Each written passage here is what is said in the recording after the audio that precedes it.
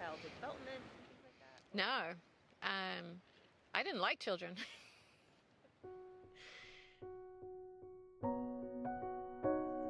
I think a lot of parents are worried that they look out into the world and they see that the world is a cold, hard place, and they think, I need to prepare my child for that, and I need to be tough so that my child won't get knocked over the first time they go out into the world. And firstly, how profoundly sad is that we have to toughen our child up to go out into the world. And secondly, if we think back to our own childhoods, the thing that we wanted more than anything else was to feel safe, to feel loved, to feel known and understood for who we really are. And if we had had that, we would have been able to go out into the world in a very different way than many of us were able to, hiding a lot of ourselves and putting up this veneer, this front of only the part of ourselves that was socially acceptable, because that's what our parents trained us to do. They trained us to hide the pieces of us that would not be seen as acceptable by the wider world, to toughen us up, and that hurt us.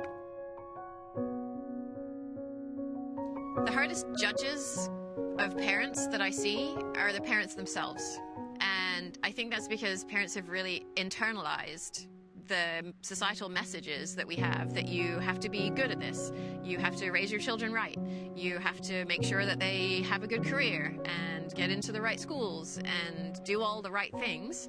And if you're not doing that, you're not a good parent. And so the parents that I work with, they tend to catastrophize, and they see this tiny little thing their child is doing today, and they cast it forward into the 50 steps that are coming after it of the way their child is going to fail if they don't get this one thing right now. And it just makes everything so much harder. There's so much pressure on children to turn out right, and on parents to get their children to turn out right. And it just feels really crushing a lot of the time. And it seems as though our success is measured by whether we're able to get our children to be successful in this culture that has hurt us so much, and that will hurt our children so much as well if we don't equip them with the skills to protect themselves. I think we really have to consider what success looks like.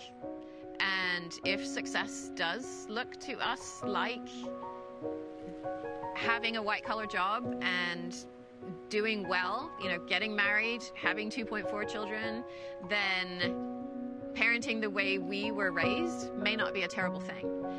But I work with so many parents who come to me and they say, I exploited my kids and I can't figure out why. And I have so much guilt and shame and I don't know where this is coming from. And I'm carrying around so much hurt. And even if I didn't have a traumatic childhood, I still hurt so much. Why is this? And so really the point of this book is to uncover those connections between the social factors that make it so hard for us to exist as whole people in the world, because our parents tried to shape us to be successful in this culture, and that process of shaping us really did hurt us. And so this is really a way that we can be with our children differently, that meets our needs as parents and also meets our child's needs as well.